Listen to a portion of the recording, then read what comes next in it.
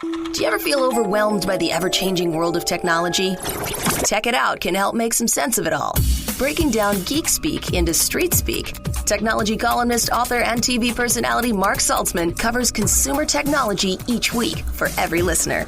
Mark tackles the latest news, reviews, and how-tos to help you understand what's hot, what's not, and why. Hi, everyone. Welcome to Tech It Out. This is the first episode of 2019. Wishing you all a very happy, healthy, and prosperous new year. And thank you for your support, whether you tune in on your local radio station or on demand as a podcast over the internet. We do have a great year of 52 Tech It Out episodes planned for you. Hey, and next week, it's an exciting one, as I'll be in Las Vegas for the annual Consumer Electronics Show, or CES for short, the Super Bowl of tech, if you will, where a couple of 100,000 geeks like me will descend on the city to catch a glimpse at tomorrow's technology today. And so next weekend, I'll share with you my highlights from the show, and I'll conduct some interviews from the showroom floor as well with other techies who will share their top picks. For today's show, it's still the holiday season, so I'll be replaying some interviews conducted over the past couple of months. Let's kick things off. So we have all these new phrases today, like binge watching and Netflix and chill. And this all, of course, has to do with the video streaming craze, largely led by Netflix, but also Amazon Prime Video and Hulu and others. But you might just be surprised how much the average person is watching on-demand video services like Netflix. The number, in fact, might shock you. Joining us on the line to chat is Chris Brantner. He's the founder and editor-in-chief of Streaming Observer. That's an independent source for the latest developments in streaming technology. Welcome to the show, Chris. Thanks for having me. Sure thing. Now, before we talk about this Netflix-related study that you commissioned, tell us a bit about Streaming Observer. Sure. So we've been around for about 3 years now, and we cover streaming entertainment and cord-cutting industries. So if it has to do with Netflix, we're covering that, or tutorials, for example. If you want to learn how to stream the MLB playoffs without cable, you can find that on our site. So anything related to streaming or cutting the cord and getting away from cable TV. So it's almost like it's the third generation of content. So the first one would be accessing it on a piece of plastic. So VHS and then DVD and Blu-ray, you had to get a piece of plastic to consume content like a movie. And then after that, it was downloads, like a la carte style, where you download, 99 cents a song or, $15 a movie or what have you. And it was something that you rented or bought, but it was a one-time download. Now, with on-demand streaming, it's all out there in the cloud and you pay one lump sum. So it's like a buffet, all-you-can-eat style instead of a la carte. So what are the benefits, do you think, and the drawbacks of streaming video content?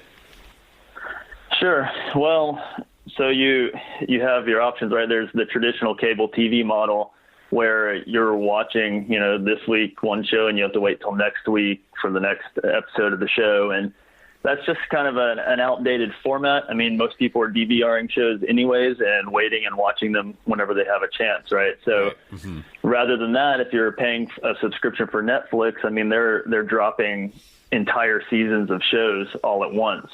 And you can sit and you can watch to your heart's content, right? It's more about convenience. There are just a lot of options out there, and it's not just Netflix, like you said. There's Amazon Prime. A lot of people don't even realize they're paying for Prime for their 2-day shipping, and really they have access to a pretty in-depth library of on-demand videos there.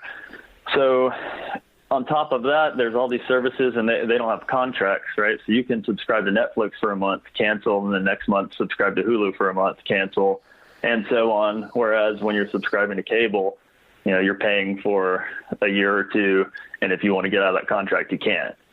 So a lot of benefits there as far as flexibility, as far as being able to move the pieces around. There's also, within the last couple of years, there's not just the on-demand streaming services, but there are all of these live streaming services that are coming out of the woodwork. And that's giving consumers even more options for watching live sports and things like that. You can subscribe to like Sling TV, for example, for $25 a month. And you'll have Fox Sports and you can watch NFL, watch NBA, all of that live. And again, you have access to these channels, but it's on a month-to-month basis. So still you have that flexibility. I would say the drawbacks would be there are so many of these streaming services that have different deals with different content providers. So for the average consumer, it might be difficult to find the content that they're looking for and not sure which streaming service to use. And that's kind of where Streaming Observer comes in, actually, is we provide guides for people to find that content and match them up with whatever services work best for their needs.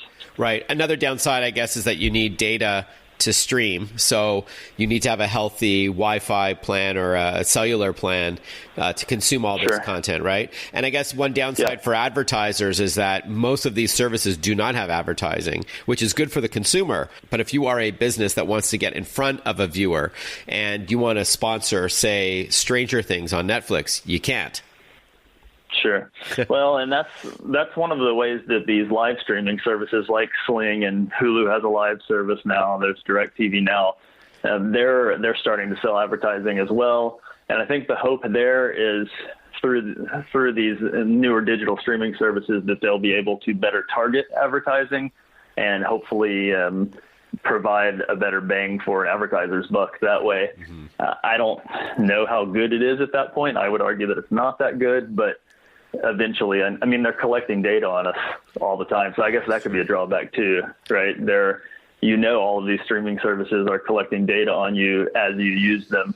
So it's like anything else online, we're giving up a bit of privacy for convenience. Yeah, but I think it's pretty much anonymous. I mean, if I get an email that says, Mark, we noticed that you watched such and such show on Netflix, you may like this. That's benefiting me as well. And again, Netflix says that, they know that, 1,120 people watched a show that was not successful, but they don't know drilling it down, or at least they don't publicly disclose who it was that watched that show. So I hear you. Sure. And sure, it's still a legitimate concern, privacy and security in the digital age. But I think a lot of that data, while beneficial to them, is also curating content for us as well. And you could also argue that they're going to put that data to good use and hopefully creating better content, because they're spending billions of dollars on creating their own content at this point. So I would assume they're going to use that data to tailor, their content.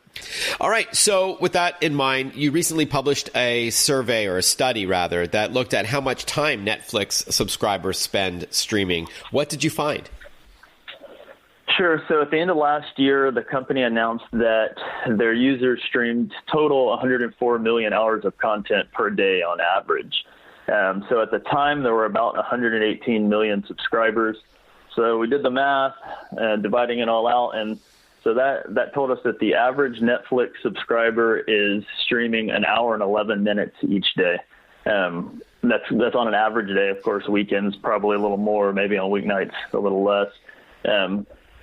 But the interesting thing there is an hour and 11 minutes, that may or may not sound like a lot of time to you, but we tried to put that into perspective. So we were looking at some recent studies and surveys like the American Time Use Survey from the Bureau of Labor. And so we just kind of compared, how much time do people spend on other things throughout the day? What we discovered is they spend a lot more time on Netflix than any other single activity. For example, we looked at the average time spent with family members as far as quality time device-free. On average in the United States, that's 36 minutes a day. So if you think of that, you're spending probably double the amount of time watching Netflix that you are quality time with your kids or your wife or husband or whatever. Facebook, we spend on average 27 minutes a day on Facebook. And that's still way less than we spend on Netflix. And you look at exercise and reading, you go down to 17, 16 minutes, and the numbers are kind of dismal there. So with this in mind, that the average American spends 71 minutes a day watching Netflix, and that is exactly twice the amount of time, 35 and a half minutes spent together as a family undistracted. So that is disappointing. So was this a surprise to you at Streaming Observer, and what would the takeaways be from this study? No, not really. I mean, you can go out to eat and look around and see people on their tablets and phones and sometimes watching shows. even the time when we're supposed to be spending together, a lot of us don't, right?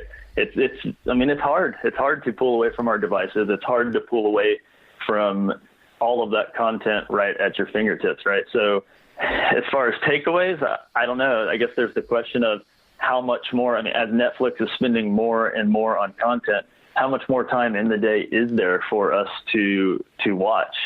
I don't really know how much more they could possibly expand, but, I'm surprised by how much we watch at this point, so maybe there is more time. And as long as they keep creating great content or picking up great content like Black Mirror, they've got me hooked forever. All right, Chris. Oh, yeah, sure. Yeah, right? Have you watched that show? So good. Yeah. I've only actually watched the newest season, and it's pretty intense for sure. You got to check out the first 3 seasons as well. It's also on Netflix. I'll have to go back. Awesome. More time for binge watching. Chris Brentner, founder and editor-in-chief from Streaming Observer. The website to subscribe to your content and read that survey is streamingobserver.com, correct? Yep, that's right. All right, Chris, I appreciate your time. Thank you so much. Absolutely. Tech It Out is powered by ASUS for those in search of incredible. I'll tell you more about them after this short break. Stay tuned for more Tech It Out coming up on the Radio American Network. Stay with us. Listen to Tech It Out whenever you want. Find the Tech It Out podcast at iTunes or wherever you get your podcasts.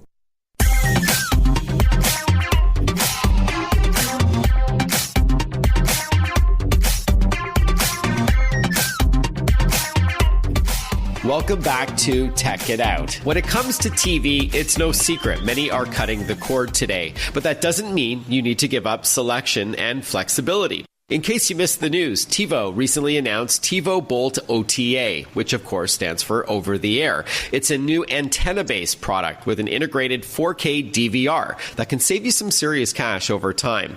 Joining us on the line to discuss is Ted Malone. He's the VP of Consumer Products and Services at TiVo. Welcome to the show, Ted. Thanks a lot, Mark. I appreciate you having me. Before we talk about TiVo Bolt OTA, cord cutting is real, correct? I mean, people are questioning, I think, the value proposition offered by their cable company today. What's your take on that? Yeah, I think that's right. I think TiVo has had an OTA product for a while. Our former product was called the Romeo OTA, and we've seen our market of OTA customers, people who feel like they get all the television they need from an antenna. We've seen that market growing by about 10% year over year in the TiVo installed base. We also still have a regular TiVo Bolt called the TiVo Bolt Vox, which is specifically designed to work with digital cable. And so we see these products as being complementary. The OTA product is, as you say, targeted at those people that have decided to cut the cord, but they're still maybe missing some of the live TV channels that they used to get from cable, and they realize that they're available in very high quality using just an over-the-air antenna. And then we also have the Bolt Vox product, which kind of gives digital cable customers the ability to maybe upgrade the experience to something maybe a little bit more advanced than what they get from renting a box from their cable company. All right. Got it. Thanks, Ted. So it's not a one-size-fits-all scenario. You have various products for different kinds of customers who have different needs and different budgets. So this new product, the TiVo Bolt OTA, is the evolution of your over-the-air product solution. And this one does fold in an antenna with a 4K DVR. Maybe at a high level, you can talk to us about this new product and what separates it from the ones that came before it. Yeah, okay, great. Yeah, so the TiVo Bolt OTA is, as you said, it's a standalone DVR. It includes inputs for an HD antenna. So the customer would provide their own antenna or purchase one from Best Buy or Amazon, whoever their preferred retailer is. And then they would connect the antenna to the input of the Bolt OTA. And the Bolt OTA provides 4 tuners, which allows you, using one antenna, to actually record or watch up to 4 live programs at the same time. Oh, cool. So the TiVo Bolt OTA could be recording maybe Fox, NBC, CBS, and PBS all at the same time and recording onto its internal 1 terabyte hard drive for viewing later. And that equates to about 150 hours of HD TV programming. Now, I mentioned that it also supports 4K. So there are 4K antennas out there. Presumably, I haven't used one myself. So some stations are offering 4 times the resolution of HD. Is that right? There are. I think what you're referring to is ATSC 3.0, which is in the very early stages of testing in the United States for 4K over-the-air broadcasts. That is not available nationally, and the technology standard is still being finalized. So this product, the Bolt OTA, while it does support 4K programs, it only supports 4K from OTT services right now. So that would be Netflix, Vudu, Hulu, YouTube, etc. So it's the streaming services that have a wide catalog of 4K right now, and we're still working to understand how to roll out support for 4K broadcasts. Got it. Thanks for the clarification, Ted. We're chatting with Ted Malone. He's the Vice President of Consumer Products and Services at TiVo. We're talking about a new product called the TiVo Bolt OTA. So because depending on where you live, you'll get a different assortment of stations that are available. Does the interface change, or is this TiVo's interface on how you pull up pre-recorded content on that hard drive? That's a great question, Mark. So when a customer brings the TiVo Bolt OTA home and they go through the setup process, they'll enter their zip code so that we understand what channels they should be able to receive. And then we will scan their antenna signal to match what channels they get via antenna to the channels that are available in that area. And that allows the Bolt OTA to display an on-screen program guide that shows all of the channels, their channel names, channel numbers, a description of what's on now versus what's coming up over the next 14 days. And they can then schedule reminders to view a program. They can schedule what we call a one pass, which tells the Bolt OTA to record every episode of a specific program and store it on the local hard drive for later viewing. So we really, the TiVo takes care of everything that you described so that we put everything available via antenna into a nice, clean user interface. Speaking of the interface, I know voice is becoming a popular way to work your technology, whether it's a smart speaker like an Amazon Alexa or a Google Home, or some remotes with either a cable box or like a Roku or so. Does this new TiVo support voice commands? Yes, the TiVo Bolt OTA comes with a Vox remote. We call it a Vox remote. It's the TiVo Bluetooth remote that has a built-in microphone, and there is a microphone button on the remote. So if you want to search for a program or change channels using the name, you can press the voice button on the remote and say, watch NBC, schedule a one pass for Modern Family, or something like that, and then the TiVo will process that voice command and act accordingly. We'll continue our chat with TiVo when we return. Stay with us. Want to follow Mark? Google him. Mark with a C and Saltzman with a Z.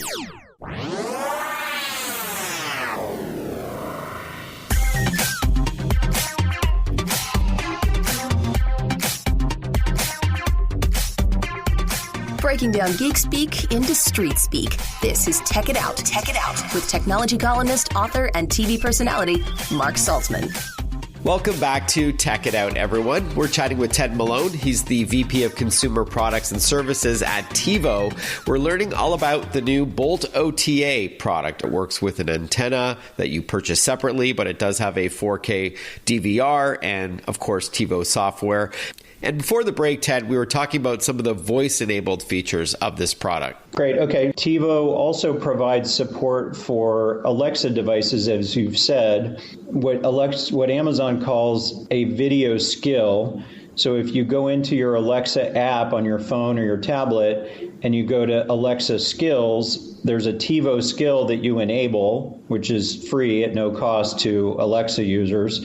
And you enable the TiVo skill, and then you pair it with a TiVo box in your home. And then whenever you want to make a channel change command, you can say, Alexa, watch NBC, or Alexa, bring up the channel guide, or Alexa, skip commercials. So just using your voice and an Amazon device, you can control a lot of the basic functions of the Bolt OTA. All right. There's a couple of ways that you're integrating voice into the TiVo Bolt OTA. And then finally, Ted, how much does it cost? What do you predict people can save over the long term by leaving the cable company out of the equation? And where can we learn more about this product? Great. Okay. So the retail price for a Bolt OTA is $249.99. And that's for the 1 terabyte 4-tuner Bolt OTA that I've been describing.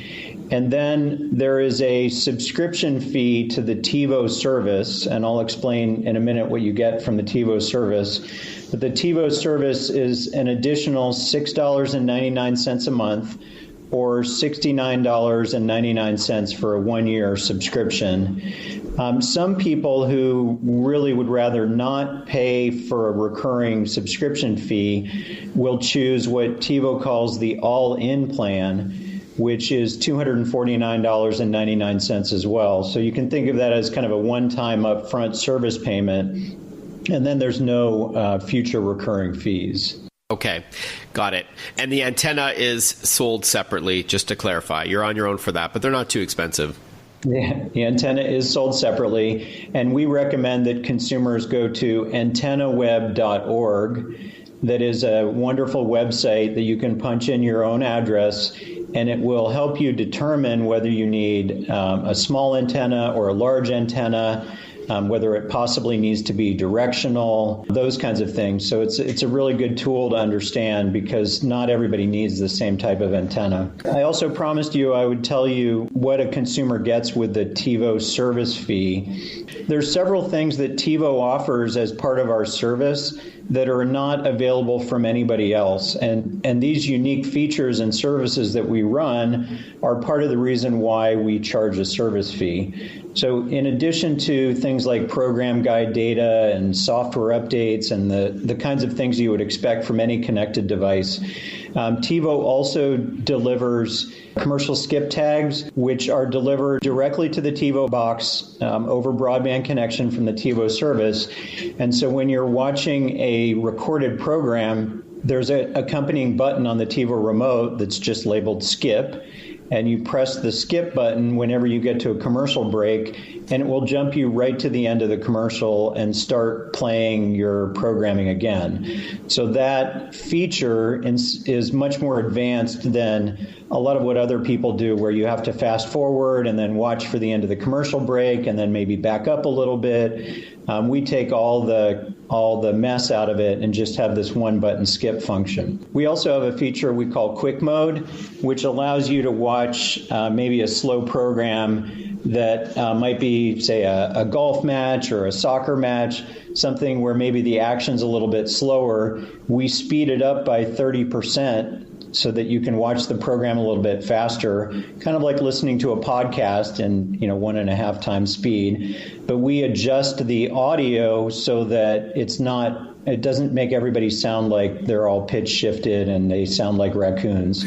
So our feature takes care of that. We also offer a continual care warranty along with our monthly and annual service. And for the length of the time that you own your TiVo Bolt OTA, if there's any sort of failure, whether it's a hardware failure or a hard drive crash, we will repair your TiVo box for $49. And that is an ongoing service. Think of it as an extended warranty that makes sure that your device continues to function, because we understand that these devices are an investment for our customers and that we want to make sure that it stays functioning for them. So this continual care warranty allows them to have access to that $49 repair fee. So we feel like when you look at a lot of the advanced features and services that we provide, people will understand why we charge $6.99 a month. And how much does TiVo estimate customers will save over a period of time? So for somebody who has made the decision to cut the cord from cable and go to antenna, we estimate that the average consumer would save about $800 over a 3-year period by reducing their cable fees. Wow. Yeah, I read that in the press release, so I wanted to ask you about that. That's a significant number. And what's the best website to learn more about TiVo Bolt OTA? So TiVo.com, that's TIVO.com, is a great way to learn about both the Bolt OTA and the Bolt Vox for cable. And it's also available nationally through Best Buy stores and online from bestbuy.com or amazon.com. All right, Ted Malone, thank you very much for your time, and best of luck with TiVo Bolt OTA. Thank you, Mark. You know, it's interesting talking about cord cutting with TiVo. We are, I believe, about to enter the third stage in cord cutting. And here's what I'm predicting. So the first stage was the landline. Just with the growth of mobile phones and, of course, smartphones, we really don't need a landline much anymore. Everybody, even kids, are getting their own smartphone, for better or for worse. So why pay for a landline? The second stage in cord cutting was cable, where a lot of people are saying, you know, I love these over-the-top solutions like Netflix or Amazon or what have you, Hulu, and over-the-air options like antennas, and as what we're learning about TiVo, that, you know, maybe I don't need to pay through the nose for cable anymore. And then the third stage, I think, will be Wi-Fi, not needing a router at home and paying for an internet service provider, because your cellular provider, your mobile phone provider, like Verizon, Sprint, T-Mobile, AT&T, they're the ones that are going to have fast enough 5G connections everywhere, and all your devices connected to it, that you really don't need Wi-Fi in the home. Anyways, we'll be right back with more Tech It Out on the Radio America Network. Breaking down geek speak into street speak. Tech It Out, hosted by Mark Saltzman.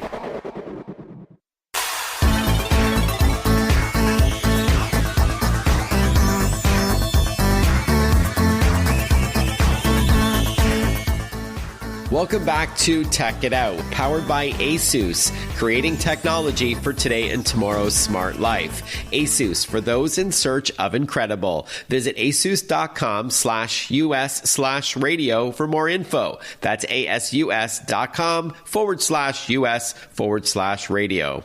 In fact, I'm recording this radio show right now on a ZenBook laptop. Cool stuff. And speaking of radio shows and podcasts, if you like radio, you'll love podcasting. While not entirely new, these digitally distributed shows are available on demand, so you can listen to them whenever you like on a number of devices. And whenever there's a new episode available, it's pushed right to your phone, tablet, computer, or wherever else you like to listen or watch, as podcasts can also be video and not just audio. And the best part is you, yes you, could also be the host of your own podcast. To tell us more, joining us on the line to chat is the author of Let's Talk Podcasting, a new book, Amanda Cupido. Welcome to the show and congrats. Thanks, Mark. I'm excited to be here. So for full transparency to our listeners, we know each other as you used to work at News Talk 1010 in Toronto, where I host the Tech Talk radio show. And you were nice enough to ask me to write a testimonial of your book for the back cover. So thank you for that. Yes, and thank you for the kind words. I appreciate you taking a read of the book and supporting. Yeah, it's great. And I think the timing is perfect because podcasting is starting to really take off. Now, before we talk about your book specifically, Amanda, and what you're looking to achieve with it, I did highlight a few advantages to podcasts over traditional or terrestrial radio earlier. But what's your favorite thing about them? Is it the sheer selection of content? I mean, the selection of content is obviously a really great piece to the whole industry. There's a lot of niche audiences that are being served that before maybe weren't. For instance, there are history lovers out there, and there might not be a radio station that has back-to-back programming about history, yet there are so many podcasts that are very popular that are focused on historical storytelling. So I really do love that aspect of it. But I think what I love most is the intimacy that it provides. And with podcasts, because there tends to be less ads and more of a bond between hosts and their listeners, you find that some of these podcast hosts are becoming like massive celebrities. People feel like they know them, and which has then, made the industry spin out into a whole other different way where these hosts are now going on tours across countries sometimes, meeting fans and doing live performances. So I just thought it was a really nice blend of the intimacy that you get from radio, but also that celebrity factor that you might get with some traditional other mediums. Yeah, great point. And again, I love also that it is on demand. It's not appointment radio where you have to listen to a show at a specific time of the day or day of the week. It's available on demand whenever you feel like listening to it. And as I mentioned, whenever a new episode is available, it's pushed right to your device. So it comes to you rather than you having to go to it. Yep. And that also leads to a lot of binge listening. So just like Netflix, people, they want to see a show. They don't have to tune in at a certain time on TV. They go and listen whenever they want or watch whenever they want. And that same goes for podcasts. All right. So let's chat about your book. Let's Talk Podcasting. Tell us all about it. Okay. Well, the book, it was actually in process of being written for the past 2 years, partially because the industry is changing so quickly, and I was always finding that I could update a certain section about it. But it's getting to the point now where I felt like I was being pulled and talked to about podcasting by so many people just within my own network. And I thought, you know what, I might as well put this in a handy form that everyone can access. So really the goal of it was to make podcasting more accessible for people. I found a lot of people were interested. They wanted to talk to me about it. They had lots of questions and were usually wanting to start one themselves or for one of their businesses, but they were having a hard time trying to get a lay of the land. And so I really tried to consolidate all of this in the book. Right, because there's so many elements to it, right? One is to come up with an idea of the podcast. You know, what is it that I should be podcasting about is what someone probably is the first step. Then there's the recording of it. What gear do I need? Then there's the distribution of podcasts. How do I upload it to a podcasting platform like iTunes or Blog Talk or iHeartRadio or TuneIn or wherever, Spreaker? And then how do I monetize the pod? I mean, there's so many questions that you address in your book, and it's laid out in a very methodical manner. So it's a great sort of journey to answering all of those questions. And it may not be that, some people may have the podcast, but they don't know how to make money from it. Others haven't started anything. So, what I like about the book is that no matter where you are in that process, or even if you haven't started, it's really a great resource to walk you through it all. Thank you. Yes, that's exactly what I was going for. Right. And if you're passionate about something, like you said, like the specialty of it, like whether it's history, as you said, or my sister, for example, who loves knitting, right? It's like she subscribes to all these knitting podcasts. I mean, obviously, if you're passionate about something, chances are someone else is as well. So you may have a built-in audience already, even if you think it's terribly niche. Something we talked about earlier, Amanda, our guest is Amanda Cupido. She's the author of a new book called Let's Talk Podcasting. And I love how times have changed, Amanda, that we're no longer at the mercy of a radio station to give us the airtime. We can just, even from our own homes, create a podcast from scratch, and away you go. There's no more limitations on who's going to carry it. Yes, it's so great and refreshing. And because of that, I think we're seeing a lot of products and podcasts being produced that they really give it justice to the story that's being told, right? So if an episode has to be 10 minutes because that's all it needs, then that's what you do. And if it needs to be a half an hour because there's more, you go for it. So that flexibility is really a nice piece of the medium. Yeah, that's another good point. Yeah, it doesn't have to be exactly an hour if that's, what terrestrial radio dictates that the show has to be. We'll continue chatting with Amanda Cupido when we return on Tech It Out. Follow Mark Saltzman on Facebook, on Twitter, on Instagram. Listen to Tech It Out whenever you want.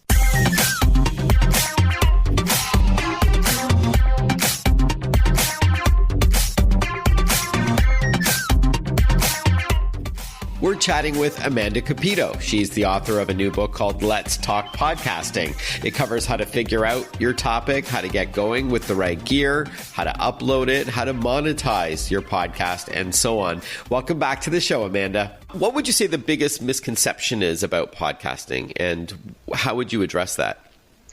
I think there's two massive misconceptions, and they're both on opposite ends of the spectrum, actually. So one of them is that podcasting is so easy. Everyone can do it. Just jump right in and go and put something online. It is really simple.